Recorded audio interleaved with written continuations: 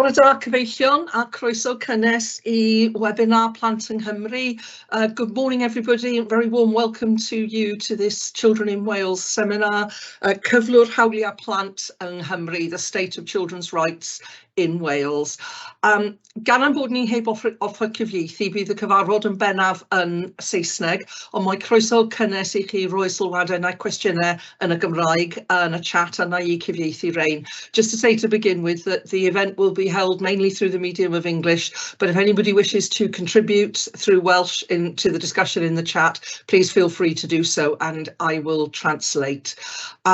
I'm very pleased to welcome you all today. I'm Helen Mary Jones, I'm the Chair of Children in Wales, and I'm delighted to welcome you all to the seminar. Please forgive me if my eyeline looks a little bit peculiar. My notes are on another laptop that's just sort of slightly to my left, so please bear with me in that. I'm very pleased to welcome you all today to this very important seminar, and a couple of housekeeping issues, if I may, before we begin. Your camera and your microphone will remain off throughout the webinar, but you do still have the opportunity to ask questions and make comments in the chat. Because there are so many of us in the event today, can I ask you just to use the chat for questions and comments on the content rather than for actually chatting, because if we have too many hellos and how are yous, we'll lose the actual questions because there'll be just too much material there. So please do ask any of your questions through the chat, post any questions or comments as we're going along, and then I'll be able to put these to our contributors in the Q&A session at the end of the webinar. And I'd also like to confirm that following the webinar, we will send everyone an email with a link to today's slides. We aim to get that to you this next week. Please feel free to share with colleagues and your networks with anyone who you feel would find them useful and interesting. Towards the end of the presentation, we'll be posting an evaluation form in the chat. There are just 5 questions, and it would be a huge help to us if you will take the time to complete this. It's a very important way of us ensuring that these events meet the needs of all of you as participants. So please do take the time to do that if you can. So today we are formally launching the Wales Civil Society report to the United Nations Committee on the Rights of the Child. This is available on the Children in Wales website and was submitted to the UN back in December. I'm very pleased that 2 members of the Wales UNCRC monitoring group who led the development of this report are here to speak with us today. Sean O'Neill from Children in Wales and Rhian Croak from the Children's Legal Centre. Of course, all of us who have been involved in the sector in Wales for a long time will be very familiar with Sean and Rhian's work, and I'm very grateful to them both for making time to be with us today. They were able to attend the evidence session at the UN headquarters in Geneva last month when they presented on the report and the recommendations. It's a very detailed report. We can't possibly go through it all today, but Sean and Rhian will take you through some of the highlights. Croeso cynnes felly I Sean a Rhian. Diolch yn fawr i'r ddoi ohonyn nhw. So I think it's you, Sean, next, if I'm right. Thank you, Helen Mary. Thank you for your warm words of welcome, and good morning, everyone. Bore da pawb. As Helen Mary's just said, my name's Sean O'Neill, and one of my roles at Children in Wales is to facilitate the Wales UNCRC monitoring group, which leads on developing the alternative reports on behalf of civil society organisations in Wales to the UN. And the UN are then tasked with assessing the reports and the progress the governments are making in implementing both the UNCRC in Wales and across the UK more broadly. In the time that Rhian and I have available today, this will be a bit of a double act this morning. We're going to set out what we've achieved over the past few years and months under the current reporting round. We'll share some of the headline messages and priority areas for actions from our reports, and we'll also outline some of the next steps in the process, as well as some of the actions that all of us can consider to take forward, and all of us can keep involved in this process as it moves forward to the next stage. So, as many of you will know, Children in Wales facilitate a number of professional networks, one of which is the Wales UNCRC Monitoring Group, which brings together civil society organisations, academics, and others involved in working towards better implementation of the UNCRC and children's rights more broadly in Wales. So we were involved in helping to establish the group back in 2002, and since then the group has led on preparing civil society reports to the UN on the progress being made by the UK and the Welsh Government to implement the UNCRC, as well as tracking Welsh Government's progress in delivering the recommendations, both from our reports and those which come from the UN at the end of the process, which are known as the concluding observations. And we produce reports, as you can see, for the past 4 reporting rounds. Okay, so a bit about an overview of the current reporting process, which started back in 2019. So under Article 44, all governments who have signed up and ratified the convention are required to submit periodic reports to the UN on progress they've made to further children's rights in their country and to implement the previous set of concluding observations which are produced by the committee at the end of the process.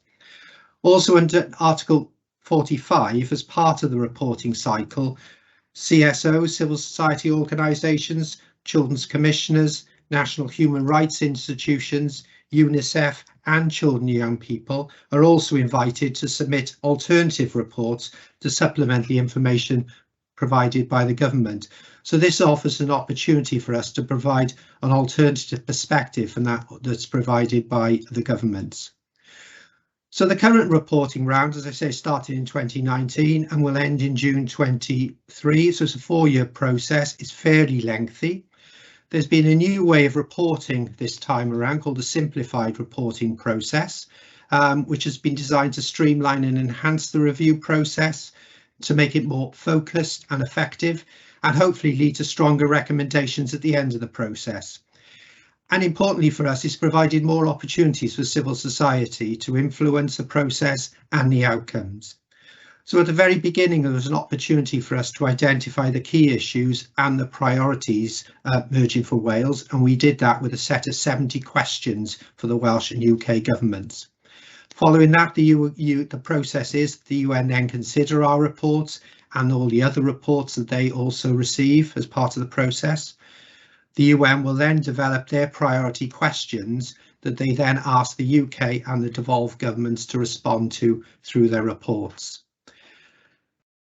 And this slide probably helpfully illustrates the process. As you can see at the very top, the states opt into the process. The 2 purple arrows you can see signify our points of entry as civil society organisations for our 2 reports.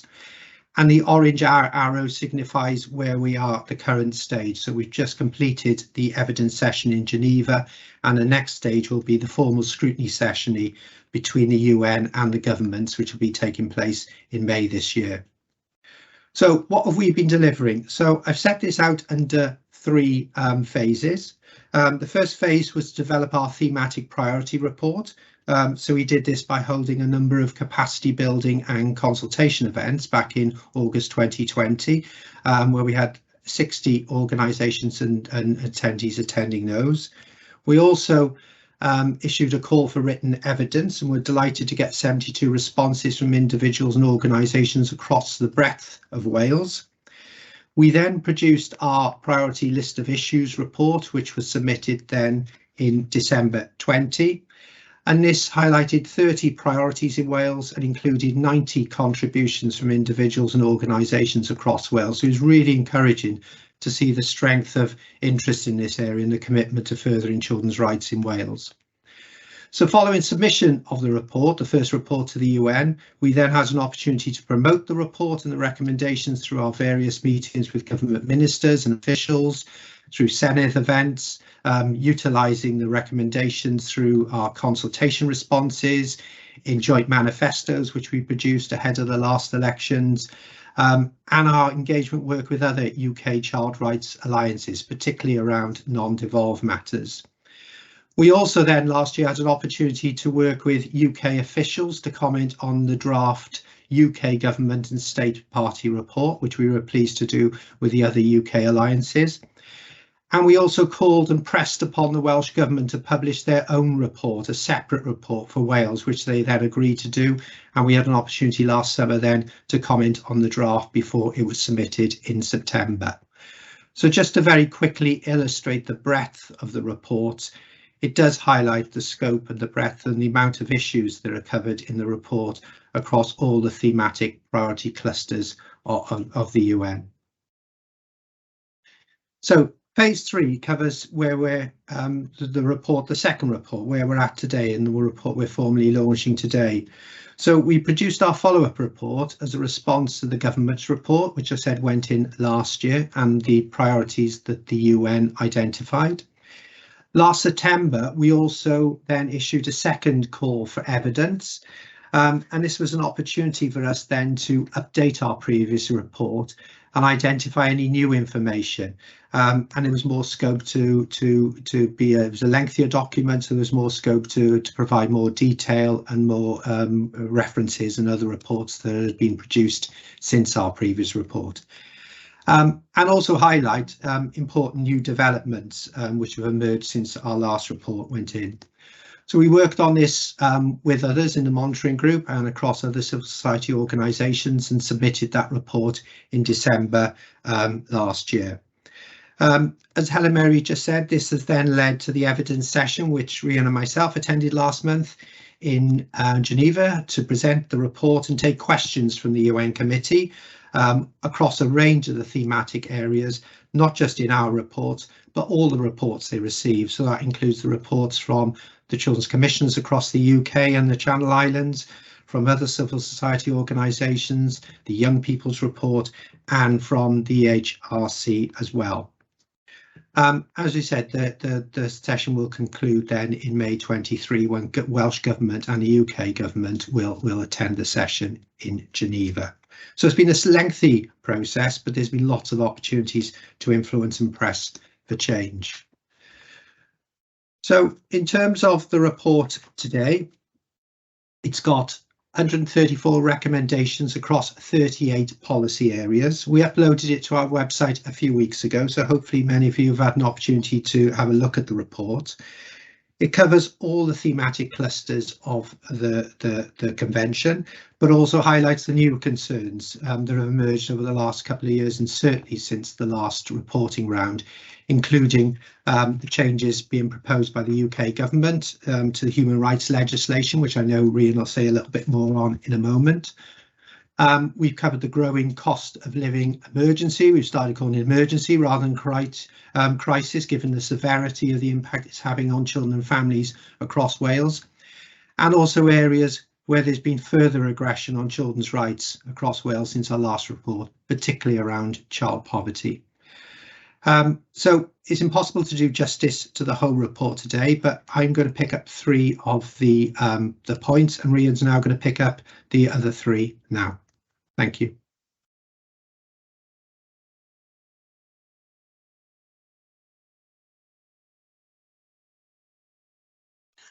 So hello everybody, it's a delight to be here today. My name is Rhian Croke and I work as the Children's Rights Strategic Litigation Lead for the Children's Legal Centre Wales and Observatory on the Human Rights of Children, and a committed member of the Wales UNCRC Monitoring Group. I've also been a passionate advocate for children's rights for over 20 years, and I'm pleased to say since devolution, Wales has accelerated an agenda that is supportive of children's rights. The Wales UNCRC Monitoring Group has been a part of this process through successfully enabling and encouraging civil society to use the power of the International Human Rights Framework and its reporting process to the UN Committee on the Rights of the Child to advocate for policy and law reform. It has also motivated duty bearers such as the Children's Commissioner for Wales and Welsh Government to take their UNCRC reporting commitments seriously and to monitor progress against the UNCRC. It's also helped to facilitate opportunities for children across Wales to carry out their own research and report directly to the UN Committee. The evidence that is generated over the years has helped to highlight and demonstrate where children's rights deficits are happening. And over a decade ago, the Wales UNCRC Monitoring Group was pivotal in advocating for the landmark legislation, the Rights of Children and Young Persons Wales measure, that incorporated the UNCRC within the limits of devolution. This legislation placed a legal obligation on all Welsh Government ministers to give due regard to the UNCRC in all their functions.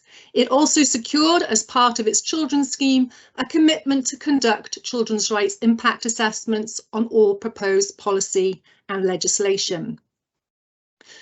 We have also seen the duty of due regard to the UNCRC introduced in the passing of sectoral legislation, such as the Social Services and Wellbeing Act, the Additional Learning Needs and Education and Tribunal Act, and the duty on governing bodies and head teachers to promote knowledge and understanding of the UNCRC in the Curriculum and Assessment Act. We also welcome, after years of rigorous campaigning, the removal of the defence of reasonable chastisement. These are all clear wins in the promotion of children's rights in our small nation. These wins are to be celebrated and also evidence a clear divergence in approach to valuing the importance of children's rights in contrast to the UK government. This divergence has most clearly been reinforced in the last few years, with Welsh Government being consistent in expressing their concerns regarding the UK Government's proposal to reform the Human Rights Act 1998, communicating quite clearly that it's fundamental to devolution. The Wales UNCRC Monitoring Group has also been vociferous in their opposition to the reform of the Human Rights Act, making it very clear that the introduction of the Bill of Rights, as proposed by the UK Government, will undermine the universality of rights, shift the balance of power in favour of the state, and weaken people's, including children's, ability to enforce their rights.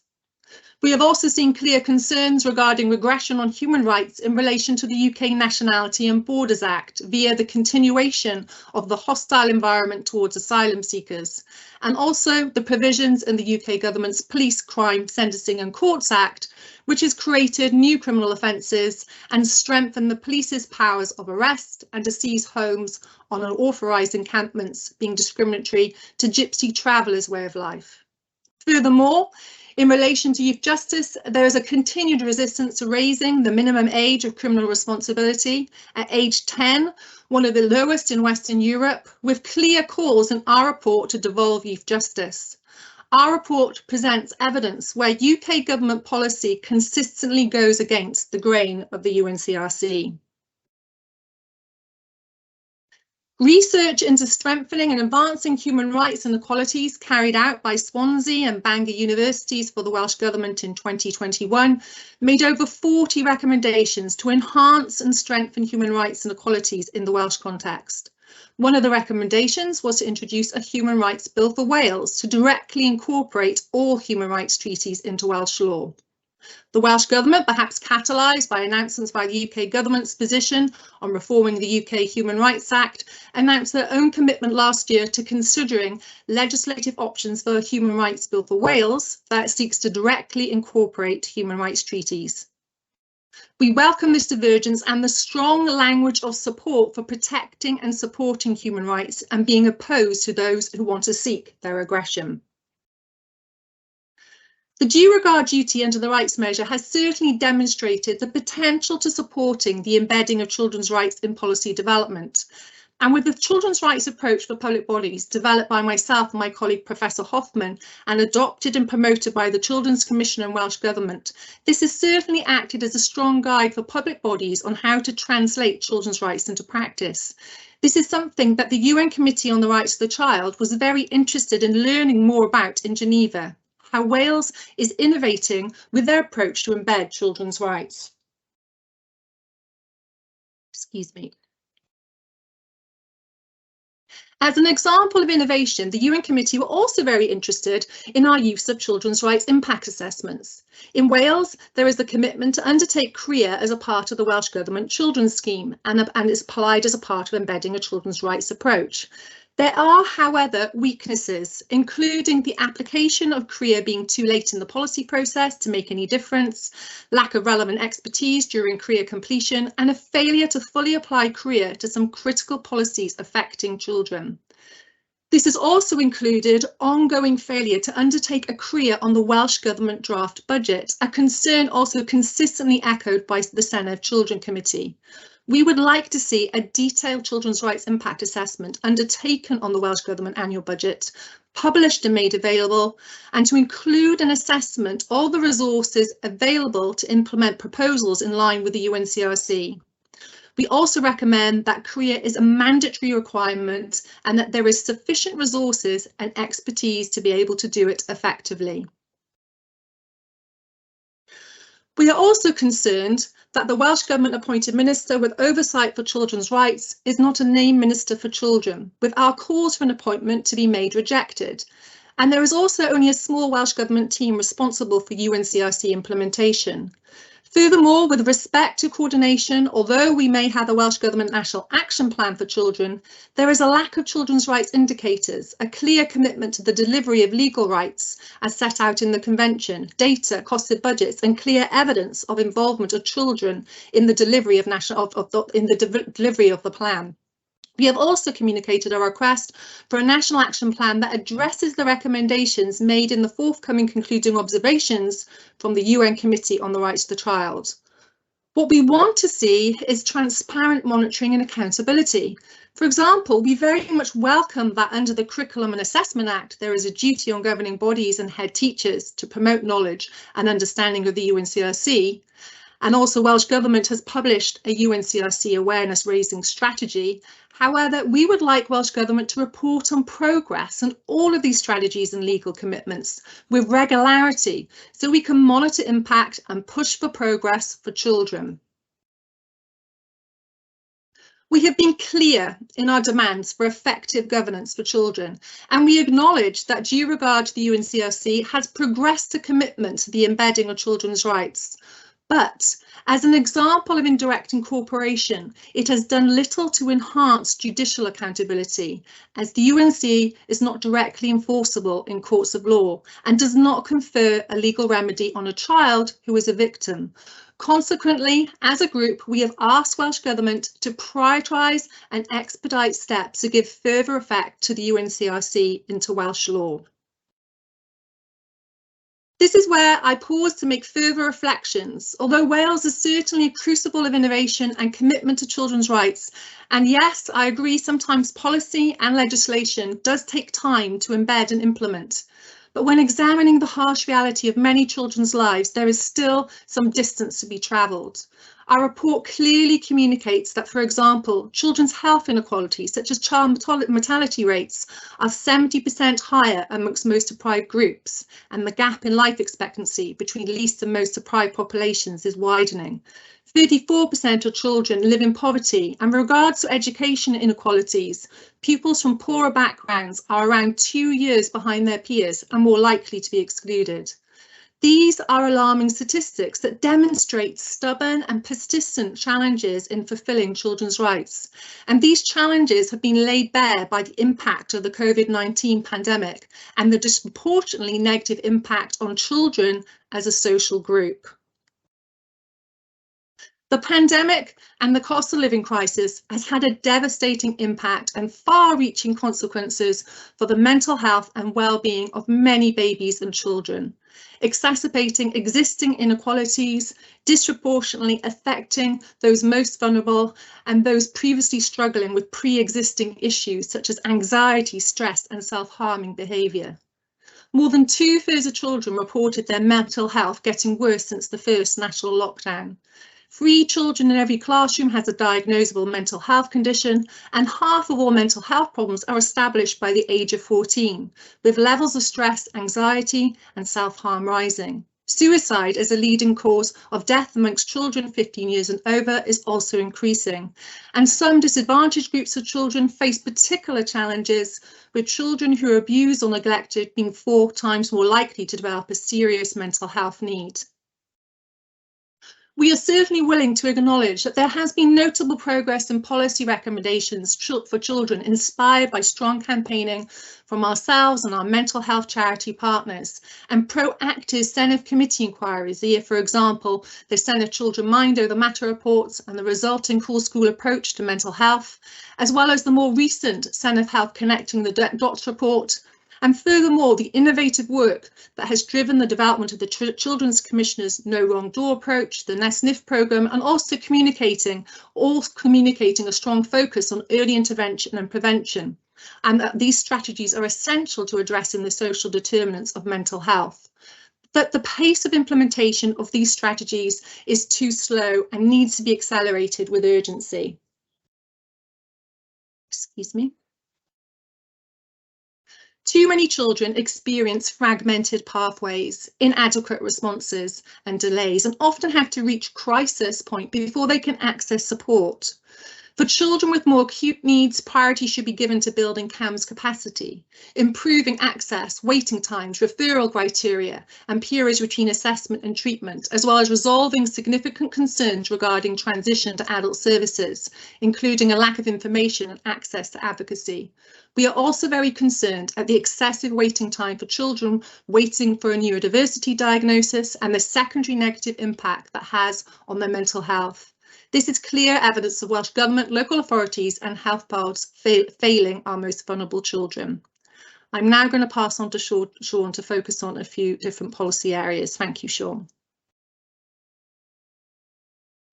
Thank you, Rhian. I'm going to very quickly cover the other three priority areas that we picked out to aid our evidence session to the session in Geneva last month. The first one's on child poverty, which will come to no surprise to anyone on this call today. Under the UNCRC, as we know, all children have a right to an adequate standard of living, yet rights are being breached as many more children see their situation significantly worsened due to COVID-19 and now exacerbated further by the cost of living emergency. The UK is the sixth largest economy in the world, yet around 1 in 3 children live in households experiencing income poverty in Wales, and this is much higher in many localised areas. Some of the key messages we were keen to highlight with the committee through our report was the child poverty rates have remained persistently high over the past decade and are now increasing again. Children in low-income families are on average living further below the poverty line than they were 5 years ago, with significant regression since the last set of UN recommendations, which came out in 2016. Children are more likely to be in relative income poverty compared to other population groups.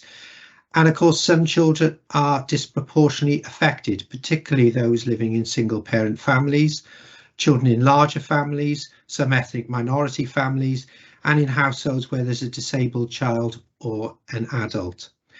And many situations have significantly worsened as a result of the financial impact of COVID-19 and the rising food and energy costs, with some families being described now as in absolute crisis, with children going hungry, cold, and experiences increased stresses and risks to their overall mental health and emotional well-being. There are some positives on the horizon, and we've highlighted some of those in our report. We're pleased to see that the Welsh Government, after a long campaign through ourselves and other members of our other network, the End Child Poverty Network, that the Welsh Government are updating their child poverty strategy. And there's significant opportunities for those on the call today to engage with a number of events Welsh Government are running to influence the process and change. We're pleased to see that free school meals are being extended to children in primary schools, and also steps are now being taken to establish a single point of access for assistance and advice. But as we've all known for a long period of time, that many of the levers for real change rest with the UK government, and the UK social security system fails to provide families with adequate safety nets and continues to breach children's rights. We made a number of clear recommendations to the UK government to abolish the 2-child limit, the benefit cap, to allow families in poverty to receive the social security benefits to which they are entitled, to reverse the cuts to social security payments since 2010, and also to ensure that benefits are increased in line with inflation. But there are steps that the Welsh Government should be doing and will hopefully be doing to take this forward. We want Welsh Government to take action to establish a wealth benefit system as a single point of access for assistance and to ensure that no family is missing out on the support they're entitled to. As I say, we want them to publish a revised child poverty strategy, but we also need a delivery plan with ambitious milestones, targets and monitoring arrangements so that it leads to real change. And we also think that the Welsh Government should extend free school meals to at least everybody whose parents are in receipt of universal credit, with the aim eventually to work towards universal provision for all children. The second section I'm going to briefly cover is the one on safeguarding, and the report provides a detailed section on the need to prevent and adequately respond to child protection, maltreatment and safeguarding matters supported by official data where that's been made available. So in the report we cover points around the use of tasers on children by firearms officers. We cover the number of children on the child protection registers, the increased risks to children from the impact of COVID-19, including rates of reported domestic abuse, where children are victims and witnesses. And we've called for a need to enhance data collection and provide better disaggregate data by age and country, particularly the data that comes out centrally from the UK government. But we're also pleased that the report welcomes steps being taken to ban the physical punishment of children in Wales. The plans underway by the UK government to improve online safety and recognition of the increase in online abuse of children and young people, and the new legislation, which I believe was just enacted last week, which raises the minimum age of marriage and civil partnerships to 18 in all circumstances. And finally, the report calls for voices of children to be included in the work to address the peer-on-peer sexual harassment following publication of the landmark Children and Young People in Education report, which came out last year from the Senedd. And finally, but certainly not least, is care experience children and young people. In March last year, there were 7,000 children in alternative care arrangements in Wales, and staggeringly over 100,000 children in similar arrangements across the UK in total. In Wales alone, there's been a 24% increase compared to 10 years ago, and there's been a sharp increase in the proportion of infants who become the subject of care proceedings at birth or early in their first year of life in Wales. Now, the vast majority of children start to be looked after because of abuse and neglect, although there are some gaps in the data, and it's not always clear how many children enter the care system where poverty is a contributing factor, especially now with the cost of living emergency and the cuts to welfare payments. And we know there's an overrepresentation from research of children from more deprived communities coming into contact with social services. We certainly welcome commitments to safely reduce the number of children in care. However, all decisions must be made in the best interests of the child and be driven by the need to improve outcomes. In relation to placements and stable housing, the report has a lot to say. We know that all children have a right to a family life, and appropriate matching and placement stability are conducive to helping to improve outcomes for all care experienced young people. The report highlights many of the challenges and barriers facing care experienced young people, notably the lack of appropriate placements, which many children live in some distance away from their family and friends. The children often find it unsettling and upsetting to be placed out of their local area, and are more vulnerable, isolated and at greater risk, and often find it more challenging to maintain relationships with parents, siblings, extended family and school friends. And we're also concerned about the number of children experiencing placement moves, particularly over 3 in one calendar year. We're concerned that placement decisions are not always being made in the best interests of the child, and children are not often being involved in the decision-making process for where they're about to live or where they're going to live. And there needs to be certainly a wider pool of quality placements available and therapeutic placements for children with complex needs. We've raised concerns about children being placed in unregistered accommodation, which are not appropriate and not subject to any formal inspection arrangements, and there's a lack of data on their usage nationally. and other vulnerable children who are placed in unregulated accommodation, such as hotels and bed and breakfasts, and the increased risks of those children being exploited or going missing. So our recommendations in this regard is that there needs to be an improvement and long-term placement stability, and we need to increase the capacity of quality placements across Wales. We need to ban unregulated accommodation for all under 18s, including the use of hotels and bed and breakfasts for care experienced children and for separated and accompanied asylum seeking children and trafficked children. We want to reduce the number of children being placed outside their local area and are pleased to see progress in this matter. We want to strengthen children's participation in planning and decision making process about their care. And children should always have an independent advocate available for support. And we'd like to see greater support for children to maintain contact with their siblings, because we know this is something over a number of years working with our colleagues at Voices from Care. This is something that children and young people have routinely called for. And finally, there's also a more detailed section in the report focused on the mental health needs of care experienced children in recognition of the need to address past trauma.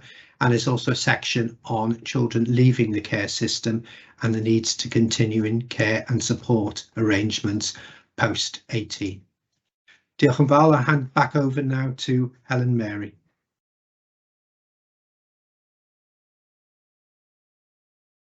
Diolch yn fawr iawn, Sean and Rhian. I'm very grateful to you both, and I'm sure we'd all want to express our thanks to you and all the members of the Monitoring Committee who have done such excellent work in producing this report.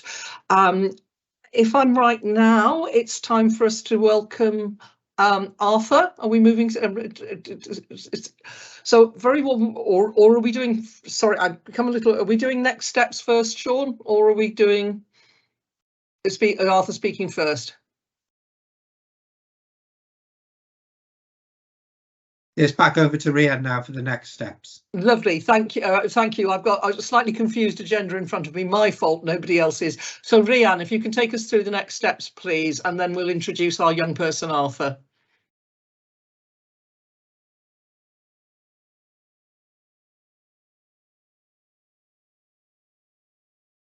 Rhian, you're on mute. Sorry, for some reason there's no opportunity for me to take control of the screen, so I don't know if Sean, you can flick on the slides for me. Is that okay?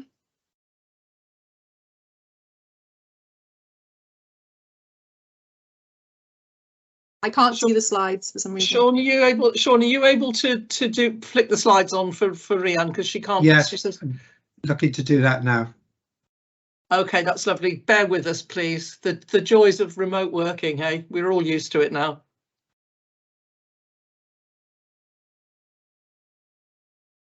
Can you see the slides, Helen? Not yet, no. I can see a space where Sean was, but I can't see the slides yet.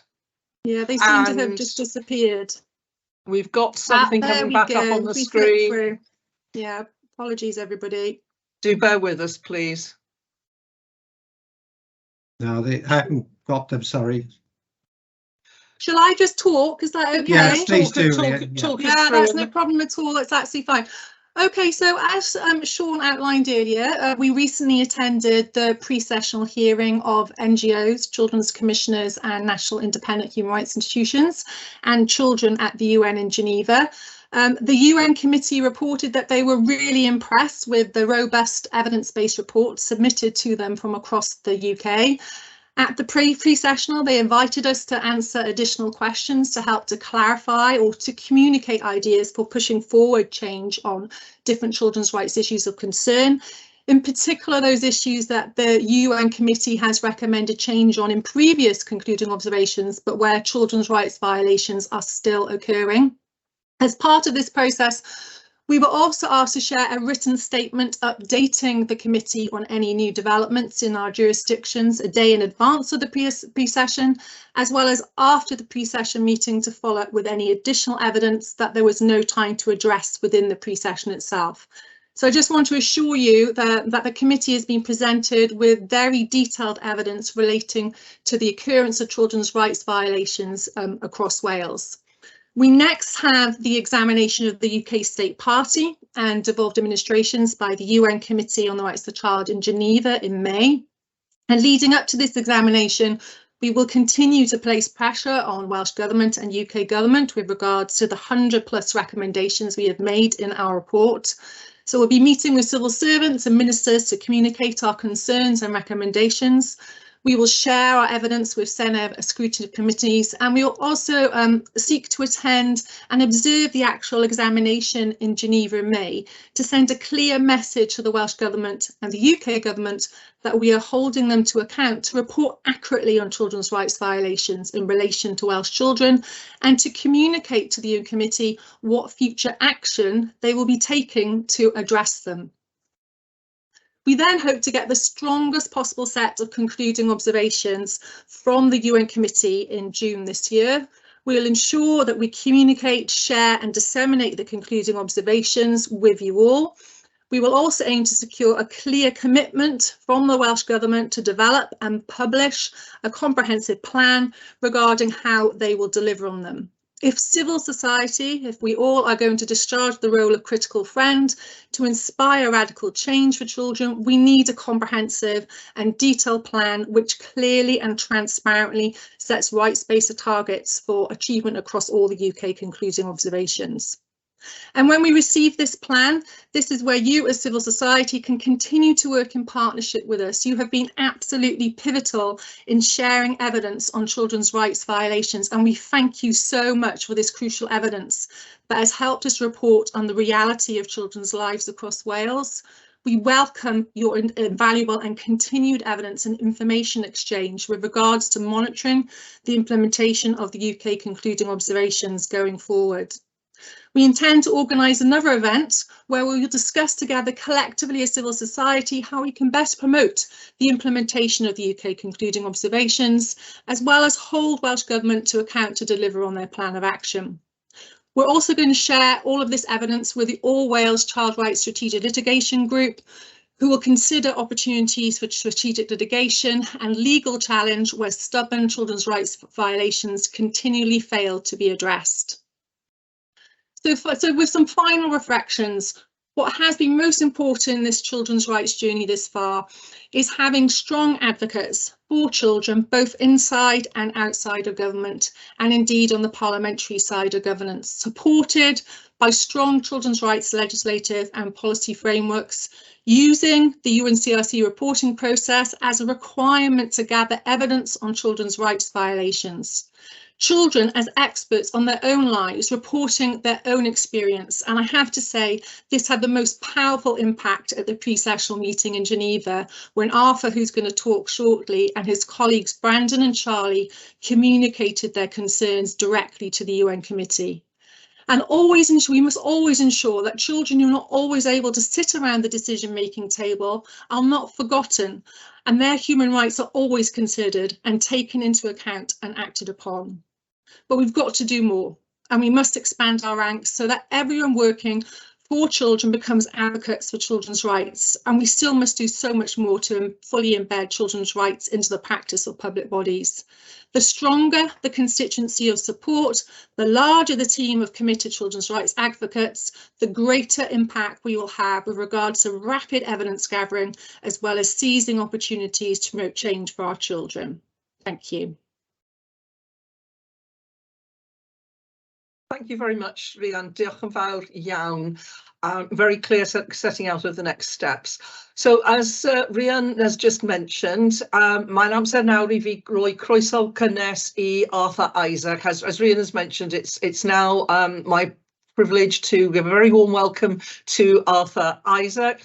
He's one of the 6 young volunteers who were involved in producing the Young Wales report, which was also submitted to the UN as part of the reporting round. Arthur also attended the evidence session in Geneva, where he and the other 5 members of the team presented to the UN committee. I think we all in Wales should be very grateful to these young people for their efforts, for the work that they do on behalf of other children and young people, and for their willingness to give their time and energy to raise their voices. Felly, croeso cynnes I ti, Arthur, very, very warm welcome to you. We look forward to seeing your presentation. Thank you. Yeah, definitely looking forward to talking about it a bit today. Now let me try and figure out how to share screen, because technical difficulties always seem to happen for me. Okay. Edge tab. I've got too many tabs open. Okay. Present.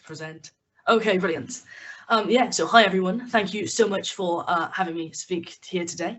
So yeah, I'm just going to be telling you a little bit about the Young Wales Children and Young People's report to the UNCLC. And in this context, we are talking about the committee, not the convention. I know it's a bit complicated, but that will come up again, I'm sure. Okay, so just to start off with a little bit about the process, I know you've already got a bit of understanding of this, but just from kind of like the young person's perspective in this process. Yeah, so every 5 years, the UN committee undertakes a periodic review of the UK. So from our perspective, that started off all the way back in August, where the 6 of us came together to understand children's rights to a greater degree and collect data regarding some of the issues affecting young people at the moment, and again, how that relates to children's rights. From there, we had a lot of internal dialogues, how we wanted this to go, what we wanted the main recommendations to be, what we wanted to get out of this process. And then, of course, we can think of conversation in the context of the discussions that we had with the committee themselves and the other professionals, advocates and stakeholders in the room in Geneva to try and kind of get our points and our recommendations across and help them to understand the state of children's rights in Wales and the UK. And now moving forward, of course, this has been quite a long process, very enjoyable process for me, and I'm sure the other members as well. So it's really important that we use this knowledge and this insight that we've gained to continue to advocate for the children of Wales. And hopefully as well, within the concluding observations, they are really strong, and there can be really kind of a forward motion gathered from that as well. Yeah, so just a brief project timeline. So we started off with gathering the data. So we used surveys, focus groups to find out about the issues affecting young people in Wales. From there, we analysed this data, identifying the trends and themes. Then it was important for us to make sure that we understand the words on the page, relating it to our own experiences, thinking about some of the connections and causes within there as well. And finally, had the opportunity to review what the Young Wales team have written for the report, made quite a lot of edits and wrote some sections ourselves, which is really exciting. Okay, so within the data we collected, we had priorities come out of that. So the top priority was cost of living, of course, something that is very, very current, very much in the media, and is affecting a lot of just people in general, society in general, but of course, young people as well. And then the other issue that within the group we wanted to focus on was equality, diversity and inclusion, because we felt that this really underpinned all of the other areas. Within a variety of different points and sections within our own report, this kept coming up as a topic. But something that I think is quite important to note is that there are so many connections and interlinking relationships between all of these priority areas. For example, cost of living has an impact on mental health and well-being, because when the media are reporting about it in this quite scary way essentially for children, and parents and carers are having like that anxiety and stress, that does reflect on the young people, having an impact on them as well. And in some cases this can lead to addiction and substance misuse, another one of our priorities. And of course mental health, addiction, they then have an impact on children's ability to claim their right to an education. So all of these different issues really interlink with one another. We can't tackle one or try to tackle one without keeping the others in mind. Okay, so just to give you some statistics on the cost of living priority, you can see on the screen here are some of the survey questions we asked and the results that we got back from that. Something that really stood out to me was that children are noticing that things are getting more expensive. Of course, with inflation, we are living in a cost of living crisis. This is what's happening. But I think the fact that young people are so aware of this, and then they do realise how it is affecting them personally, is something that really stands out, and I think shows that this is definitely something that we need to tackle before it starts to have these really concerning longer term effects on children, and then potentially future generations moving forward. Something that definitely links with the cost of living is the overarching theme of child poverty. So of course, cost of living came out as our top priority during our consultations with young people. Now, this is intrinsically linked to poverty, where financial instability starts to have an impact on children's ability to claim their rights. Now, just to give you a statistic here, 34% of all children in Wales currently live in poverty. Now, that's over a third, something that I think in today's day and age, I sound a bit old saying that, something that is really quite unacceptable, something that we really need to work to end child poverty in general, because it does impact children's ability to claim their rights, something they should be fundamentally entitled to. For example, standard of living can be affected, education with like disparities between areas, and health as well is another big issue interlinked with poverty. So going back to kind of EDI, equality, diversity, inclusion, is something which underpinned all of the different areas within our report. We really wanted to emphasise this relationship with poverty and cost of living. As a central recommendation, we're keen for Welsh Government and other stakeholders to take an EDI approach when developing solutions and action plans to combat child poverty. So this was really something that came out, and we think looking at it through this child rights lens and through this EDI lens could provide some maybe innovative solutions, or could empower people to really make a difference in this area. And of course, we're talking about the UN Convention on the Rights of the Child here, and this does align with the Sustainable Development Goals. Number 1 is no poverty, goal 1. So if we want to achieve this by 2030, this really does start in childhood to make sure that these longer term effects and this kind of generational poverty doesn't occur. Okay, so now we have our recommendations, quite a long list of these. So these are what we put in the report that we wanted the committee to acknowledge and hopefully include in their concluding observations to the Welsh Government and UK Government. So just to give you a snapshot here, for example, in cost of living, it was really important for us to emphasise the rollout of free school meals for all children. And then an EDI recommendation, another one of our central topics, was to include this within the new curriculum, the curriculum for Wales, as well as teacher training. Okay, so now just to give you a little bit of an insight into the children's meeting. Now this is the hour-long session that took place before the pre-session with all the stakeholders. And it was an opportunity for young delegates from all UK nations and overseas territories to meet up and present their key points to the committee. Now, Team Wales were given a 5-minute slot where we chose to focus our attention on cost of living and EDI. So every member of the group presented a short paragraph on a specific area within the larger subtopics. So it was really amazing to see everyone have the confidence to speak in that really quite daunting environment, to be honest. They were cutting you off if you didn't have enough time and things like that. But they got to speak as well about what we were all particularly passionate about and relating that to the different subtopics as well. So they gained quite an in-depth knowledge there of the issues that they were really affected by and felt strongly about. Following the half hour of presentations from the delegations, the committee asked us some questions, many of which were answered by young people from Team Wales, which was great to see, kind of putting us on the spot there. But I think, the young people really kind of, took that and went with it, which was amazing to see. Now, a bit of an insight into the pre-session, which I think has been discussed a little bit already. So this is the opportunity for for experts in children's rights, advocates and young people themselves to take questions for the committee based on the evidence submitted, generally the reports. This helps to clarify certain points and gain a more holistic understanding of the state of children's rights in the UK and Wales specifically. It also acts as a space for those in the meeting to shine a light on the issues most important to them, and they feel that the committee should form a recommendation around. So thanks to Rhian, myself, Brandon and Charlie did have the opportunity to speak at the end of the pre-session.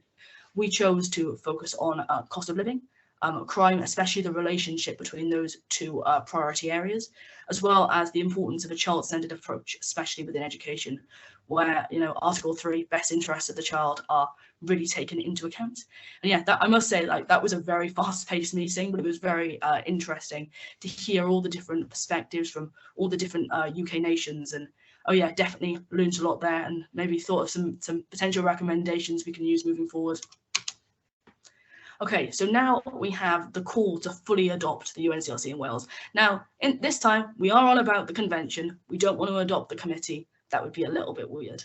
Okay, so here in Wales, we have taken some very important steps with regard to children's rights, such as introducing the Children and Young Persons Measure in 2011 and the Wellbeing of Future Generations Act in 2015.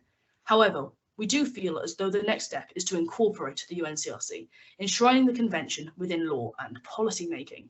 Now, this was a major focal point for us within the children's meeting, but it also frequently came up in discussions within the pre-session. So all of the stakeholders and professionals in the room all kind of agreed with us that incorporation is an important next step and advocated for it to kind of be this full incorporation for the whole UK to ensure that there's like equality and that all children are being given the same opportunities. So yeah, this would really enshrine it within law, decision making, and the public sector in general as well, holding duty bearers to account. And I think just embedding it in general as a larger part of our society, where, you know, adults and children themselves, of course, are aware of the rights that they have. So having our voices heard was crucial within this process, very big part of it, because under the UNCRC, again, convention this time, children have the right to be heard in all matters affecting them. That's why it was vital for us to be meaningfully included in this process. So as you can see there, right from like August when we started this report, learning about children's rights, collecting the data, we were involved in that right up to kind of like the pre-session, you know, that picture at the end with all the other like the children's commissioners and all the other young people from all the other UK nations. So really from the start and like moving forward, you know, we've still got plans to be involved in this process. Just to finish off, we've got some reflections. So what Charlie, another one of the young volunteers, said, I think really mirrors what everyone was feeling in that moment, that it was a once in a lifetime opportunity. And one of my key takeaways was that children's rights are relevant to so many parts of our society, because often we can think of children's rights as just kind of words on a page, you know, a promise. But I think that really put in perspective for me that children's rights are real, and they do relate to so many different areas of children's lives and society at large. And it's really important to look at issues and potential solutions as well from this quite innovative and, you know, interesting, definitely child-based lens. All right, so that is all from me. Thank you so much for listening, and I'd be happy to take any questions. I don't know how much time I've been speaking for, but yeah, thanks. Thank you so much, Arthur. You've spoken for exactly the amount of time we'd asked you to speak, which is great. It's always very helpful for the chair when anybody does that. That was a really insightful and powerful presentation and covered an awful lot of ground in a very short space of time. And finally, for our session, I'd like to introduce Ruth Coombs, who's the head of the Equality and Human Rights Commission in Wales. A particular privilege for me to do this, as with another hat on, I'm a member of the committee of the Wales Committee of the Equality and Human Rights Commission in Wales. Absolutely delighted that the EHRC contributed to the costs to enable young people to visit Geneva and to participate in this process. Felly, croeso cynnes iawn I Ruth. Very warm welcome to you, Ruth. Bore da, and diolch, Helen Mary. How do you follow Arthur?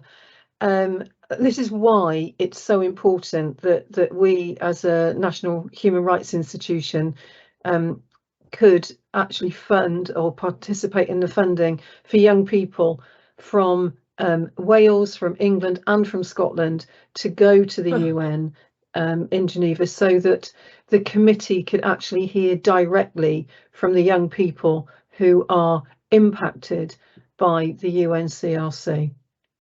So grateful thanks to Arthur for that.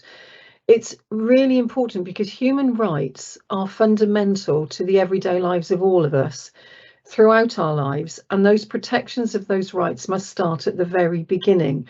So we need to uphold children and young people's rights in order to have that rights-based approach to society.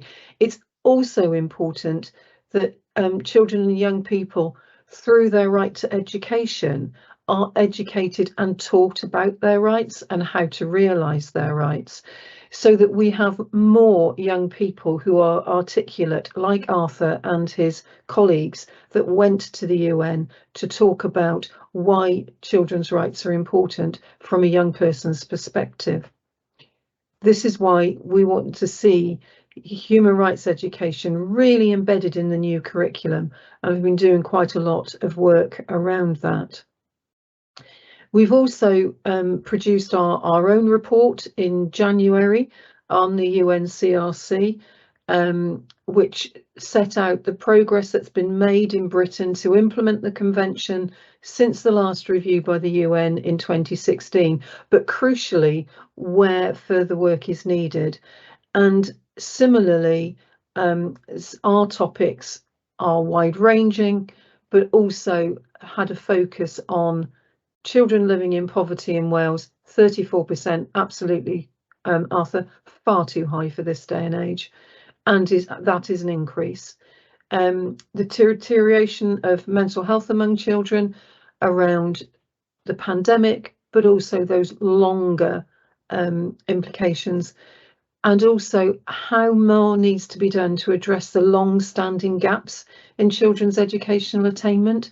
We know that there are gaps in attainment in Wales, and we know that particularly there is a gap for children and young people from Gypsy Roma traveller communities, and much more needs to be done on that. And what we're hoping is that our recommendations, those of the Wales UNCRC monitoring group, those of Children in Wales, those that are in the Young People's Report, are actually acted upon. So that helps to drive further the progress towards a society that values respect for all, and where every child can enjoy their rights, and not only enjoy their rights, but actually do something about it if something goes wrong, so they understand and have those mechanisms. So really pleased to be part of this. We were delighted to be able to support part of the process, and we look forward to working with all of you going forward to protect and promote equality and human rights for children and young people in Wales. Diolch yn fawr iawn. Diolch yn fawr, Ruth, and thank you again for the Equality and Human Rights Commission's support for this really important work. We continue to build really strong and powerful alliances around this really important agenda. I'm afraid, everybody, that time has almost defeated us. I'm not going to have an opportunity to go through the comments and questions, but I'll just mention a few of them in a moment. Before I do that, can I remind you that I mentioned earlier about the importance of completing the evaluation, which I think Louisa is going to place in the chat for us now. We'll be really grateful if you can complete the evaluation for us. It's so much difference to us in designing the seminar programme going forward. Just to pick up on a couple of things very briefly from the chat. Young people were supported by Young Wales, by Children in Wales, to develop their submission and to present it. And the Young People's Report, I understand, will be published very shortly. And there is a lot of work that goes on to ensure that their comments in their report and their priorities are reflected in the civil society report as well. A number of people commenting in the chat on the 34% figure. I don't know how any of us can tolerate the fact that we live in a country where 1 in 3 of our children is poor, slightly more than 1 in 3 of our children. It isn't good enough, obviously, and a lot of work to be done there. Lots of praise for Arthur's presentation, absolutely justified in the chat. It really does show the hard work that young people have done, and lots of congratulations to the rest of the young people who participated in the process as well. I'm really sorry that we won't have chance to go through anything else. One specific question around representation for children with disabilities, and we will get back to you, Ishbel, on that if we may. I'm very conscious that we need to finish promptly because I know other people have got other commitments and other places that they need to be. So can I just remind you again about the evaluation and thank everybody so much for all your work in preparing these reports, and thank you so much to our presenters today. We are in a better place perhaps in Wales than some of our colleagues in other parts of these islands, but we still, as all our present presenters have said, have so much to do in turning our commitment to children's rights into a reality. Felly, diolch yn fawr iawn I chi gyd. Thank you all so much. And we'll look forward to seeing you again in future webinars. This is the last of the current season, but there will be more to come. Diolch yn fawr iawn.